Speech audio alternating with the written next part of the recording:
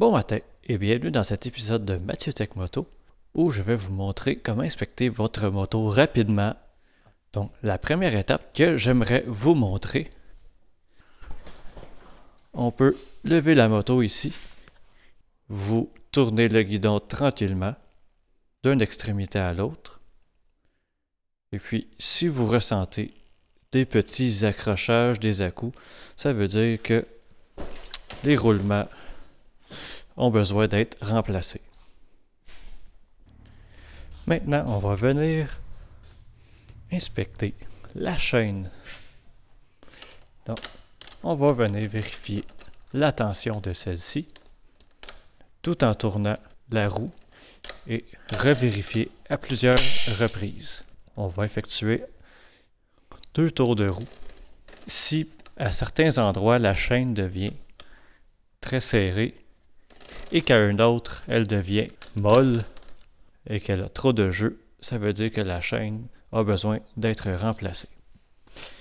On va vérifier maintenant la couronne ou sprocket en anglais ou québécois. Donc ici on va venir inspecter que les dents ne sont pas crochues. Je mettrai une image comme référence à quoi ressemble une couronne usée.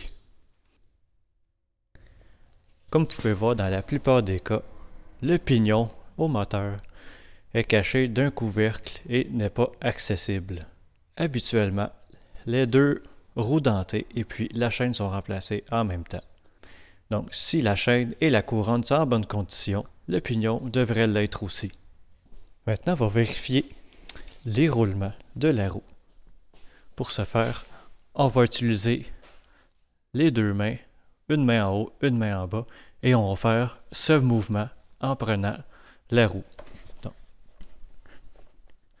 si jamais vous sentez ou entendez du jeu, les roulements devront être remplacés. Aussi, vous pouvez vérifier les roulements de la couronne. Il y en a un troisième ici. Vous refaites la même chose, un mouvement comme ceci. Et même chose, s'il y a du jeu, il faut remplacer. On va réappliquer la même méthode sur la roue avant, avec un mouvement comme ceci. Il ne devrait pas y avoir aucun jeu.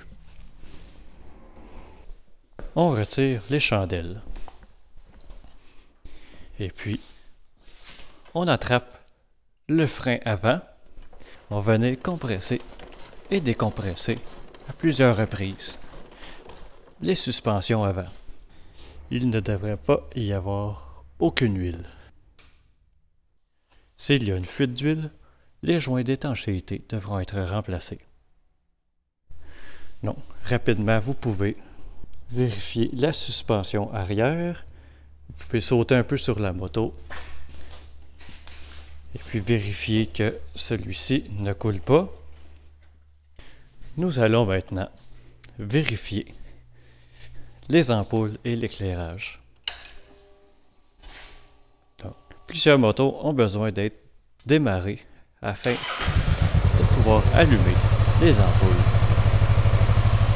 Maintenant, nous allons vérifier est-ce que les basses fonctionnent, les hautes, le klaxon, clignotant à droite, clignotant à gauche, s'il y a des accessoires tels que les phares de route, ceux-ci fonctionnent-ils, les ampoules de stationnement. Donc, vous répétez la même chose à l'arrière, les clignotants. Est-ce que la lumière de plaque fonctionne? Le frein en appliquant le frein arrière et le frein avant. Maintenant que le moteur s'est un peu réchauffé, on va l'apporter environ jusqu'à 75% de ses tours pour y déceler des bruits anormaux ou claquements.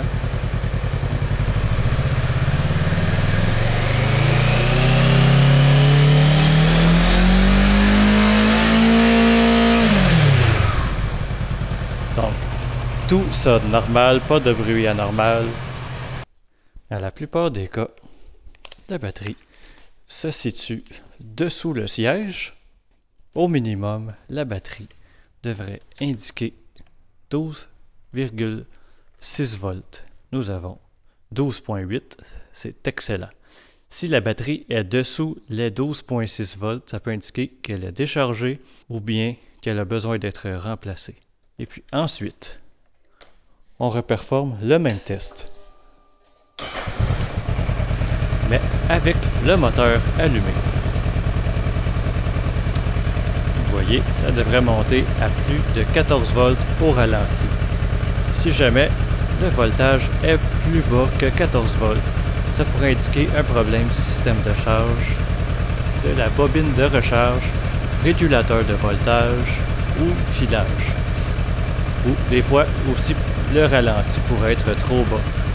Vérifiez que le ralenti est à la bonne spécification, car s'il est trop bas, la batterie pourrait ne pas se recharger correctement.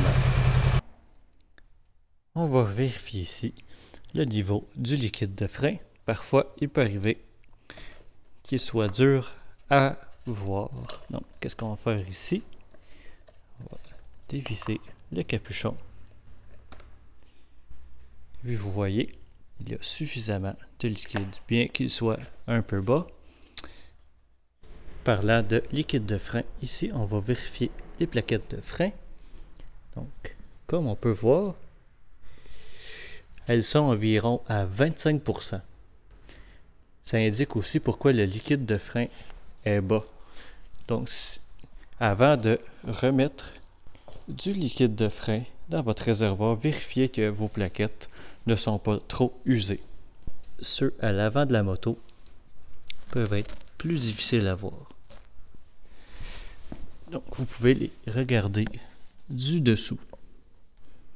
Ceux-ci sont environ à 40%. Voici à quoi ressemblent des plaquettes neuves. Vérifiez l'ajustement du levier d'embrayage. Donc, il devrait y avoir un léger jeu, donc environ peut-être maximum 5 mm. Vérifiez aussi qu'il soit bien lubrifié et qu'il n'y a pas de frottement excessif dans le câble. Répétez le même processus avec le câble à gaz. Il n'y a pas trop de jeu excessif. Donc c'est parfait comme ceci. Et vérifiez que la poignée revient à sa position facilement. La moto sur la chandelle et la béquille latérale rentrée. Vous pouvez embrayer la moto en première vitesse et appliquer un peu de frein jusqu'à la 6e vitesse.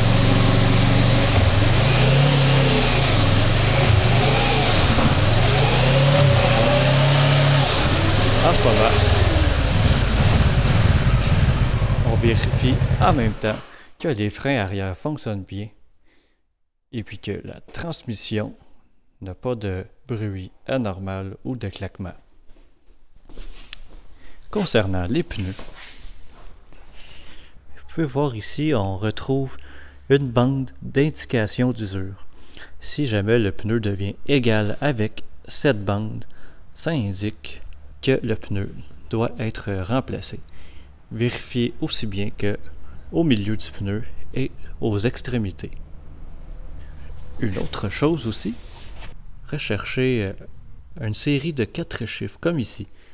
Vous pouvez voir 47, 19.